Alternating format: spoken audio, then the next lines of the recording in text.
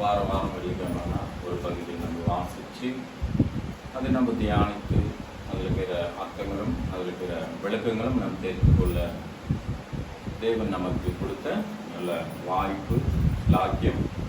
அதே நேரத்தில் தேவன் நமக்கு பாராட்டின கிருபை. நம் நிற்பதும் நிர்மூலமாகாதது அவருடைய சுத்த கிருபை என்று சொல்லி வேதம் சொல்லுகிறது. அப்படி நாம் இப்போது அவருடைய வார்த்தைகளை கேட்கும்படி நம் காதுகள் என்ன பண்ணியிருந்தேன் திறந்து வச்சிருக்கிறார். அதுக்கு தேவனுக்கு நாம் நன்றி சொல்ல வேண்டியதாக இருக்குது. ஏன்னா எத்தனை பேருக்கு இருந்து முடியாது, வர முடியாத சூழ்நிலை கூட இருக்கலாம். ஆனால் நம்ம கேட்கும்படி வந்திருக்கிறோம், அதை கேட்கறதுக்கு பாக்கியவான்களாக இருக்கிறோம். அது ரொம்ப நாம் நன்றி உள்ளங்களா. அதனால தான் நம்ம பாடின பாட்டுகள் கூட ரொம்ப அர்த்தம் இருக்குது இல்லைங்களா. அதே நேரத்தில் மலைக்கு விலகி போனாலும் பர்வதங்கள் அசைந்தாலும் அவர் கிருபை மாறாதது, அவர் தயவு மாறாதது. அதனால தான் நம்ம இந்த பூமியில நம்ம வாழறதுக்கு ஒரு எக்ஸாம்பிளுக்கு நம்ம எல்லாரும் யோசிக்கிறோம் பண்றோம். எல்லாம் நம்ம பலத்துக்கு மிஞ்சி எதுவுமே நம்ம பண்ணதில்லை. ஒரு ஒரு விஷயத்தை நம்மளால போட்டு இல்லைங்களா. பலத்துக்கு மிஞ்சி பண்ணோம்னா எது பண்றோம்? ஒரு வெயிட் தூக்குறது தான் ஒரு பலம் இல்லைங்களா. அது தூக்க முடியுதுன்னா அது கூட அந்த பலம் இருந்தால் தான் நம்மளால முடியும். வயசானங்கிட்ட போய் ஒரு 50 kg தூக்குறோம் அப்படின்னா முடியுமா? ஆனால் வாலிபன் கிட்ட என்ன பண்ண முடியும்? செய்ய முடியும். அது மாதிரி நம்ம அந்தந்த காலத்துல அதே நேரத்துல தேவன் ஏற்ற காலத்துல நமக்கு நல்ல அனுகூலமான தேவன். அதே நேரத்துல நமக்கு ஞானமும் புத்தியும் கிருபையும் அவர் இடத்துல இருந்து தான் வருது. கொலேசியர்ல நம்ம பார்க்க முடியும். அதே நேரத்துல இந்த உலகத்துல வாழற ஒவ்வொரு நாளும் தேவனை தேடாம நம்ம வாழக்கூடாது. அவரை தேட தேட நம்ம வாழ்க்கை பிரகாசம் மாறும். அதே நேரத்துல வாழ்க்கையில மட்டும் ஒரு சின்ன எக்ஸாம்பிளுக்கு நான் சொல்ல, என்ன எக்ஸாம்பிள்னா, ஒரு சுற்றி போகிறோம்னு வச்சுக்கோங்க. நம்மளை மேலே தூக்கணும்னா லிஃப்ட்டுக்கு என்ன பண்ணுங்க, ஒரே ஒரு பட்டன் நீ எங்கே போகணுன்றது நீ டிசைஸ் பண்ணி என்ன பண்ணணும். ஒரு பட்டன் அமுத்துனா நம்மளை அழுக்கா என்ன பண்ணுங்க, கீழேருந்து மேலே தூக்கி இப்போ எங்கே எவ்வளோ ஒரு 100 அந்தஸ்துனா கூட என்ன பண்ணோம், எதுவும் பண்ணணும். நம்ம தேவன் நம்ம எல்லாருமே ஈஸியா, அதே நேரத்தில் கஷ்டம் இல்லைன்னு இல்லை. வாழ்க்கையில நீங்க கஷ்டப்பட்டிருப்பீங்க, உனக்கு கஷ்டம் என்னன்னா தெரியும். அதே நேரத்துல நமக்கு என்னன்னு தெரியும். தெரிஞ்சினால நம்மள என்ன பண்றாருன்னா, நம்மை எல்லா நிலைமையிலும் அவரை நம்மை உயர்த்தி வைக்கணும்னு நாம பாக்குறாரு. இங்க ஒரு 34 வசனம் 10:34 வாசிக்கும் போது அங்க நம்ம தொடர்ந்து ஒரு வாரத்தின் பகுதி பார்த்தோம். ஒரு வெள்ளிக்காசு பத்தி இல்லைங்களா, வெள்ளிக்காசு பத்தி பணத்தை பத்தி எல்லாம் பார்த்து வருகிறோம். அதே மாதிரி இங்க ஒரு 2 வெள்ளிக்காசு இருக்குது. அந்த வெள்ளிக்காசு யாருக்கு கொடுக்குறாங்கன்னு வந்து பார்க்கணும். வாசிக்கலாம். குத்த வந்து அவனுடைய காயங்களுக்காக எண்ணெயும் திராட்சை ரசமும் வாத்து காயங்களை கட்டி தன் சுய வாகனத்தின் மேல் ஏற்றி சத்திரத்துக்கு கொண்டு போய் அவனை பரமாற்ற. இன்னும் அங்க வாகனம் பார்த்தோம்னா என்ன வாகனம் இருந்தாங்க அவருக்கு. வாகனம் அந்த மொய்சா அதிகாரம் படிக்கும் போது அவர் வாகனம் ஒண்ணு வச்சுக்கிறாரு. அவரு 3 பேர் வராங்க. யாராரு? ஒருத்தன் ஃபர்ஸ்ட் இப்போ 28 வசந்த வாசிங்க. 28 29 வாசிங்க, 30 வசந்த வாசிங்க. இயேசு பிரதித்திரமா ஒரு மனுஷன் எருசலேமில் இருந்து எரிகோவுக்கு போகையில் கல்லர் கையில ஆகப்பட்டான். ஒரு மனுஷன் இருந்தான், அவன் கல்லர் கையில என்ன, கல்லர் என்ன நமக்கு தெரியுங்க யாருங்க, திருடன். அப்போ அந்த திருடன் கையில ஒருத்த மாட்டினா என்ன பண்ணாங்கன்னா, அவனை பாருங்க வாசிங்க, அவர்கள் அவனுடைய வஸ்திரங்களை பிடிக்கணுமா புரிந்து கொண்டார்கள். அவனை ஃபர்ஸ்ட் வஸ்திரத்தை பிடிங்கினா மறுபடியும் காயம் பண்றாங்க. குற்று உயிராக விட்டுட்டு போயிடுறாங்க. அப்ப பார்த்தோம்னா அப்போது தற்செயலா ஒரு ஆசிரியன் அந்த வழியில வந்து அவனை கண்டு அவன் பக்கமா வழி போன ஒரு ஆசிரியன் என்று வரான். 2வது பாருங்க, பாருங்க, அந்தபடியே ஒரு லேவியன் வரான்.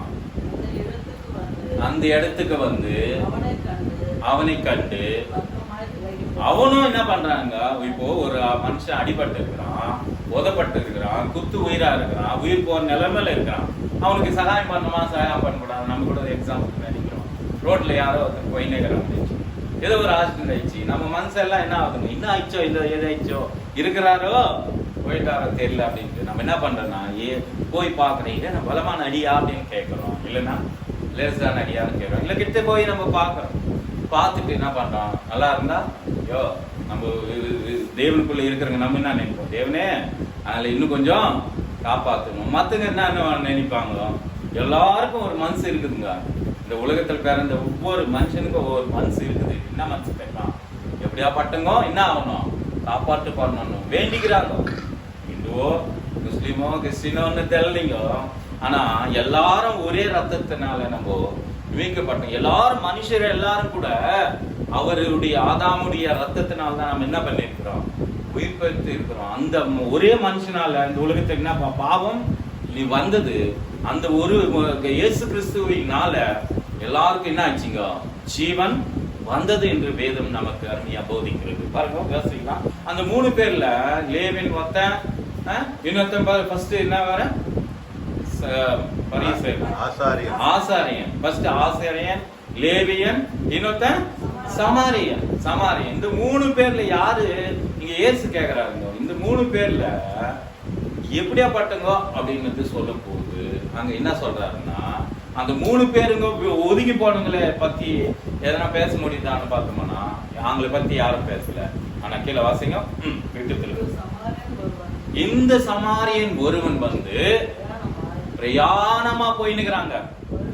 வருகையில் என்ன பிரயாணம் போயின்னுக்கிறான்னா, ஒரு கைதி மேல போயின்னுக்கிறாங்க. திராட்சை ரசம் அவர்கிட்ட இருக்குது.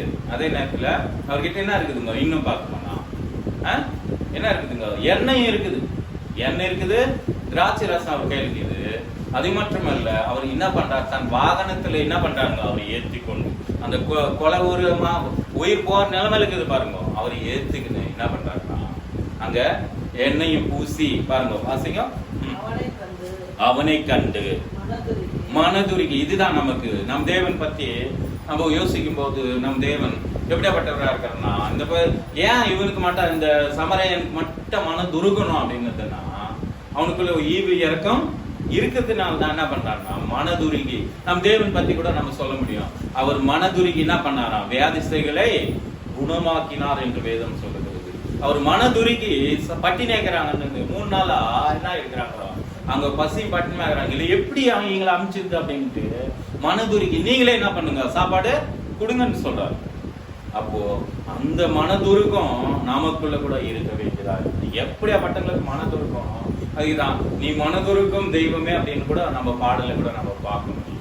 அப்போ மனதுருக்கம் வந்து யாருக்கெல்லாம் வருங்க, மனதுருக்கம்னா அந்த ஃபர்ஸ்ட் மனுஷனுக்கும் வரல, 2வது இன்னொருத்தனுக்கும் வரல, ஆனா 3வது மனுஷனுக்கு மட்டும் எப்படி வந்தது என்று நம்ம சமரையன்.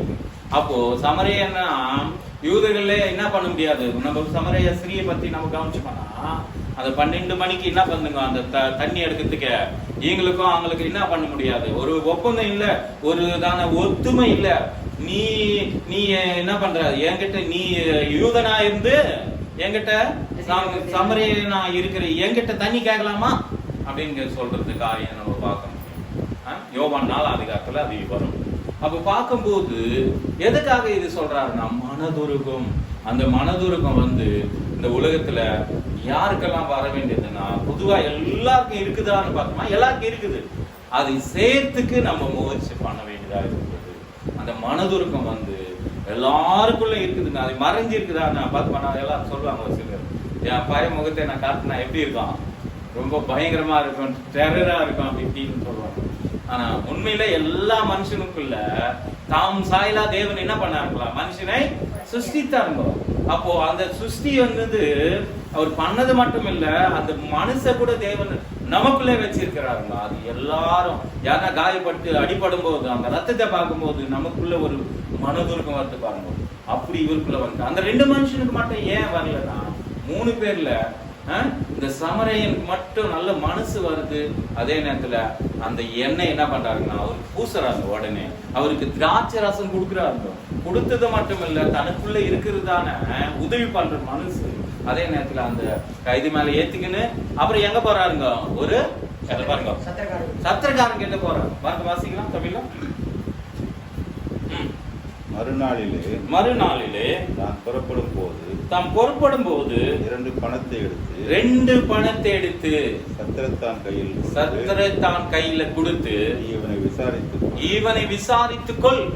அதிகமா ஏதாகலும் பாருங்க, அதிகமா ஒரு வேலை உனக்கு ஆயிடுச்சுன்னா இவனுக்காக நீங்க செலவு பண்ண. இந்த 2 பணம் கொடுக்குறேன், இது பத்தலன்னா மீதி கூட நான் என்ன பண்ணுவேன், கொடுக்குறேன் என்று சொல்லி நான் திரும்பி வரும்போது இது தருவேன் என்று அங்க சொல்றதான காரியம். பாத்தீங்களா, நம்ம பணத்தை பற்றி பார்த்தோம். 500 பணத்தில் கூட நம்ம பார்த்தோம் இல்லைங்களா, 500, 50, 100 எண்ணெய் குடம் இல்லைங்களா, 100 தான எண்ணெய் குடம், 100 தான திராட்சை என்ன செடிகளை என்னது இன்னும் பார்த்தோம்னா அங்க பலன் கொடுக்கறதான என்னது நம்ம வாசிச்சுங்களா, லூக்கா தான் நம்ம 14ஆம் அதிகாரத்துல நம்ம பார்த்தோம்.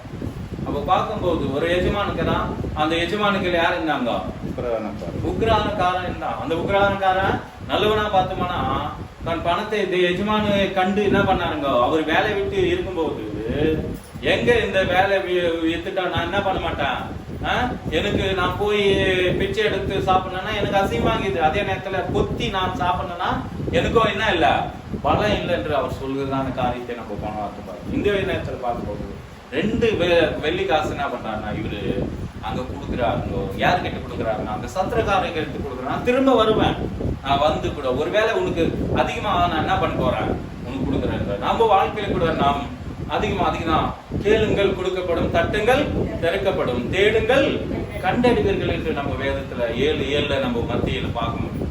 அதே நேரத்துல நம்ம கேட்கும் போது தேவனத்துல எப்படி கேட்கணும்னு நம்ம போனத்துல அதிகமான கூட நம்ம பார்க்கணும்.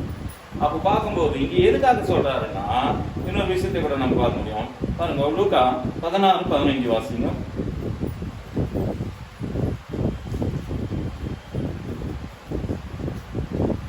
அவர் அவர்களை நோக்கி நீங்கள் மனுஷன் முன்பாக உங்களை நீதிமான்களாக பாருங்க, நம்ம மனுஷன் முன்பாக மட்டும் நீதிமான்களா காட்டுகிறீர்களே, தேவனோ இருதயங்களை அறிந்திருக்கு. பாத்தியா, இங்க பாத்தோம்னா நம்ம இங்க யாருக்கு முன்ன இந்த 2 பேரு பார்த்தோம்னா மனுஷன் முன்னையும் நீதியா காட்டிக்கல. ஆனா சமரிய என்ன பண்ணாருன்னா மனுஷன் முன்னும் நீதியா காட்டுறாரு. அதே நேரத்துல அங்க அவர் கொடுத்த அந்த வேலை வந்தது. அப்ப பார்த்தோமா இயேசு கூட நல்லா சொல்லுவாங்க ஒரு வார்த்தை, எனக்கோ வேலை வந்ததுன்னு இந்த 2 யோவான்ல 2ஆம் அதிகாரத்துல அங்க திராட்சை ரசம் என்ன ஆயிடுச்சுங்க, கம்மி ஆயிடுச்சு. அதே நேரத்துல இல்லாம போயிடுச்சு. அந்த எஜமான் கண்டா என்ன ஆயிடுங்க, அங்க ஒரு அந்த இருக்க பந்தி சாலையில அகமானம் ஆயிடும் இல்லைங்களா, அந்த ஒரு அந்த உடைய கல்யாணம் நடத்துற அந்த பந்தியில இல்லாம போறதுனால குறைப்பட்டுச்சு. அந்த குறைய என்ன பண்ணாங்க, மாமல் கால் கழுவுற தண்ணியில என்ன பண்ணிட்டாங்க, எத்தனை பைய கட்சாயில ஊத்துங்க, 6 கட்சாயில இருந்திருக்கு. அதுல எல்லாத்துக்கும் ஊத்தி என்ன பண்ணுங்க, நெருப்புங்க அப்படின்னு சொல்லிட்டு போய் இப்ப மொண்டு கொடுங்க. ஜவம் பண்ணாருங்களா இல்ல.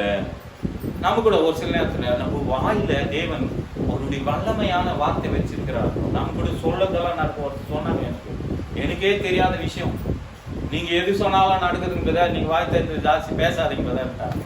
அப்போ தேவன் வார்த்தை நம்மள வச்சிருக்கிறார். அதுதான் அவர் வார்த்தை என்றது நாம் நாவில் அதுக்குதான் நாவி அதிகாரமா எதில் வச்சிருக்கிறாருங்க, நம்ம வாசிக்க முடியும். ஜீவனும் மரணம் எங்க வச்சிருக்கிறாரு, நம்ம நாவில வச்சிருக்க. அந்த நாவு கண்ட்ரோல் நமக்குள்ள இருந்துச்சுன்னா நாம் சொல்றது. அதுதான் நம்ம பிரேயர் முடிக்கிறதுக்கு முன்னாகட்டும், பிரேயர் தொடங்கத்துக்கு முன்னாகட்டும், நம்மளுடைய விசுவாசமே தேவன் மேல் தான். எதுவுமே முடியும்னு சொல்லுங்க, அது நிச்சயமா முடியுங்க. முடியாதுன்னு சொல்லுங்க. நாங்கள் போனாத்துல நேற்று தான் போயிருந்தோம் ஹாஸ்பிட்டல் போகிறதுங்க. நான் எல்லாம் முடிச்சுட்டு வரைக்கும் நான் கேட்டேன். என்ன கேட்டேன் தெரியுங்களா, இப்போ வந்தேன் இல்லைங்களா, நீ இன்னும் ப்ரேயர் பண்ணிட்டு வந்தேன்னா நான் சொன்ன ஒரே ஒரு வார்த்தை, தேவன் எனக்கு எல்லாவற்றையும் நன்மையா இருப்பாங்க. அப்புறம் வந்து அதை பத்தியே பேசினேன் அப்படிங்க. நன்மையான்னு சொல்லிட்டாரு. நன்மையும் கிருபையும் யாரையும் கேட்டு வருதுங்க, தேவன் எடுத்துன்னா வருது. அப்போ நன்மை செய்யறாருன்னு தெரிஞ்சுட்டு போயிருக்கோம். அப்புறம் நன்மையை விட்டுட்டு தீமை பத்தியே பேசினா என்ன ஆகும், அதே தான் நடக்கும். நீங்க ஒவ்வொன்னா எண்ணாகத்துல 21ஆம் அதிகாரத்துல பார்க்கும்போது அங்க கொல்லிவாய் சர்ப்பம் இருக்குங்க. இருக்குது இல்லைங்களா? அங்க எகிப்திலிருந்து என்ன பண்ணீங்க? அங்கிருந்து எங்களை சாவடிக்கா கொண்டு வந்தீங்களா? சாகும்போது அங்க இருக்கிறதான அந்த பாம்புங்கெல்லாம் என்ன ஆகுதுங்கன்னா, சர்ப்பமானது என்ன பண்ணிச்சிங்க, அங்க இருக்கிற எல்லா ஜனங்களே கட்சிச்சு. எங்க என்ன கேட்டீங்க? நாங்க சாவடிக்கு நம்ம வாயில கூட அப்பப்போ என்ன பண்றோம் இருக்கிற பதில் இதெல்லாம் பாடுவானா ஒரே மட்டும் ஊரனா காலி பண்ணோம், ஒண்ணு செத்தனா போடலாம் அப்படின்னு நினைக்கிறோம். சொல்றோமா? அது தயவுசெய்து சொல்லாதீங்க உங்க வாயில. நீங்க என்ன சொல்றீங்களோ அதே நடக்கும். அதனால கடவுளுக்குள்ள இருக்கிறன்னா அதுக்குதான். இன்னொன்னு, நீங்கள் உங்க வாயில என்ன யாரை நம்ம பார்த்தோம்னா ஆபிரகாம் கூட 12:3 வாசிங்க 12:3.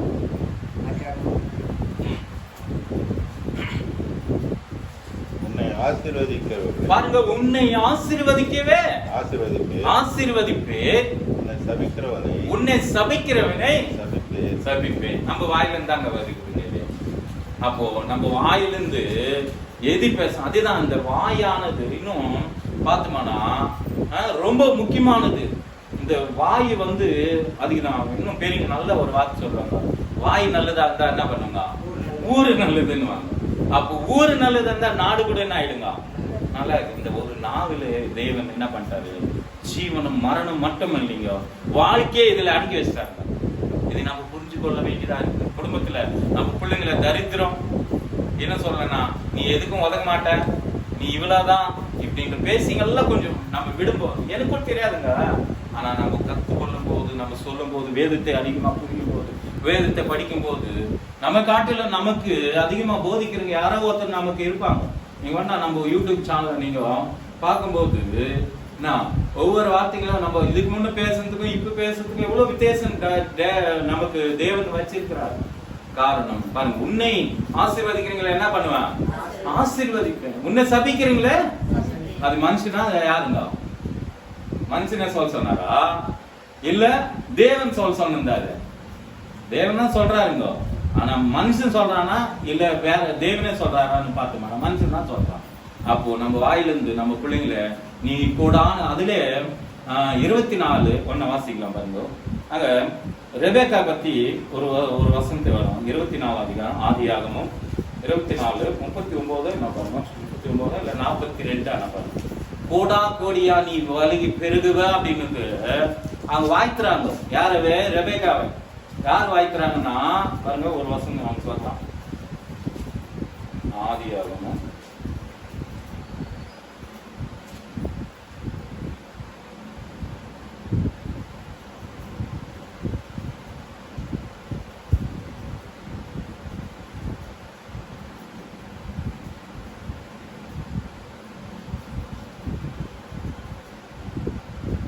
24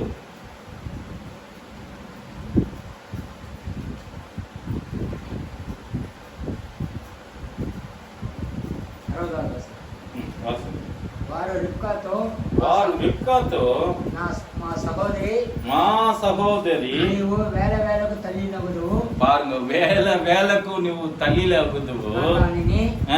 సంతతి వారును నీ సంతతి వారును తన పగవారిని గౌనిని స్వాధీనపరుచుకుందురు. మీరు శోధనపరుచుకుందురు అని ఆమెను దీవింపగా. ఇది కూడా யார் சொல்றதுன்னா யார் சொல்றாங்க? அவங்க பாருங்க மேல வசனத்தை பாருங்க. அப்படியே அவர்கள் பாருங்க தன் சகோதரியாகிய ரெபேக்காளையும் ஆபிரகாமின் ஊழியக்காரனையும் அவன் மனிதரையும் அனுப்பிவிட்டு அப்புறம் படிங்க 60 ரெபேக்காயை வாழ்த்தி எங்கள் சகோதரியே நீ கூடா கோடியே பெருகாவையாகவே. அப்ப நம்ம சகோதரிகளை நம்ம ஜெபிக்கும் போது நம்ம இருக்கிற சொந்தக்காரு, நம்ம இருக்கிறதா அண்ணன் தம்பிங்கோ, நம்ம இருக்கிற அக்கா தங்கச்சிங்கோ, எங்களுக்கெல்லாம் ஜபம் மாட்டோம் இல்லைங்களா? நம்ம எல்லாம் ஒருவரும் கெட்டு போகக்கூடாதுன்றது நம்மளுடைய ஆசை, தேவனுடைய ஆசை. நம்ம ஆசை மட்டும் இல்ல, தேவனுடைய ஆசை கூடாது. ஏன்னா ஒரு ஆத்மா கெட்டு போவது தேவனுக்கு என்ன இல்லைங்க, சித்தம் இல்லை. அப்போ இங்க நம்ம ஜெபித்துல என்ன பண்றோம்னா, யாரெல்லாம் ஜெபிக்கிறோமோ ஃபர்ஸ்ட் என்ன பண்றோம்னா எல்லாருக்காக ஜெபம் பண்ணிட்டு நம்ம குடும்பத்துக்காக கூட எல்லாரும் ஒவ்வொன்றா ஸ்டெப் பை ஸ்டெப் பேர் வச்சு என்ன பண்றோம், ஜெபம் பண்றோம். ஜெபம் பண்றீங்களா எல்லாரும்? அது பண்ணா ரொம்ப நல்லது. இங்க பாத்தீங்கன்னா அதுதான் சொல்றாரு, நீ கோடியா வாழ்க அப்படின்னா நாம் ஆசீர்வதிக்கிறது நான் யாருக்கு சேருங்க ஒன்னா. இதுல பாருங்க, நம்ம லூக்கால வாசிச்சு இல்லைங்களா, பாருங்க 10ஆம் அதிகாரத்துல முதல்ல இருந்து ஒரு சில வசனங்களை பாருங்க. நீங்கள் சமாதானம் சொல்லும் போது பாருங்க, வாசிக்கலாம், இதுல வாசிக்கலாம்.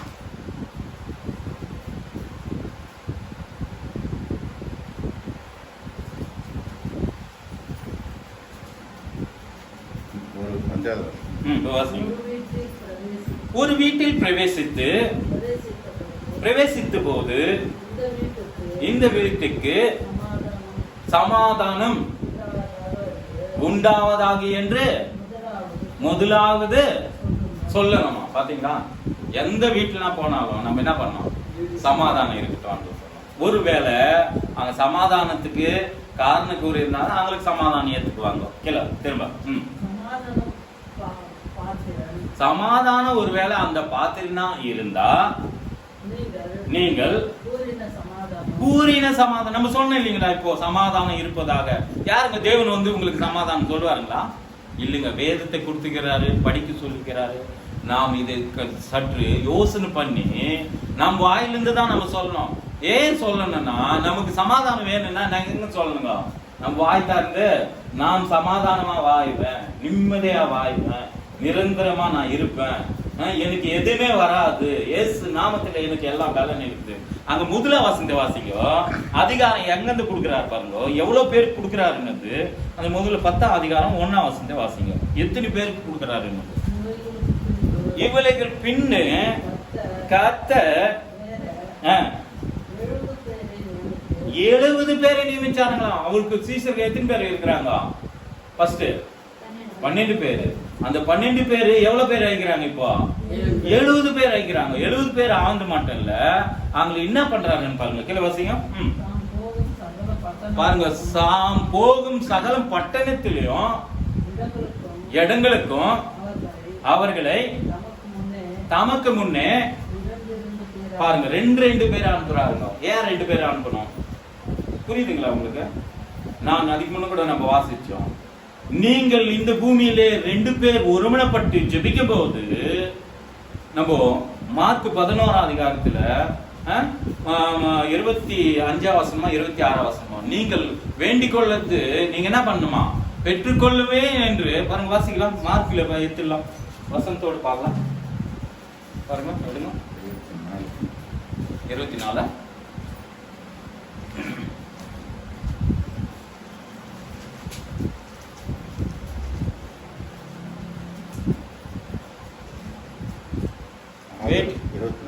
ஓகே வாசிங்க. ஆதலால் நீங்கள் ஜெபம் பண்ணும்போது எவைகளை கேட்டுக்கொள்கிறீங்களோ அவைகளை பெற்றுக்கொள்வோம் என்று விசுவாசியுங்கள். நம்ம விசுவாசிக்கணுங்க, அப்போது அவைகள் உண்டாகும். நம்ம ஜெபம் பண்ணிடுறோம், விசுவசிக்கிறோம், மறுபடியும் போய் மறந்துடுறோம். ஒரு மனுஷன் கண்ணாடியில் போய் முன்ன பார்த்துட்டு தன் சரீரம் தலை வாரிக்கிறோம், ஏதோ ஒன்று பவுடர் வச்சுக்கிறோமோ இல்லை மேக்கப் பண்ணிக்கிறோமோ ஏதோ ஒன்று பண்ணிக்கிறோம். உடனே போய் என்ன பண்றோம், கண்ணாடி கொண்டு நிற்கும் போது மட்டும் தான் நம்ம முகம் தெரியும், வெளியே பண்ண தெரியுமா?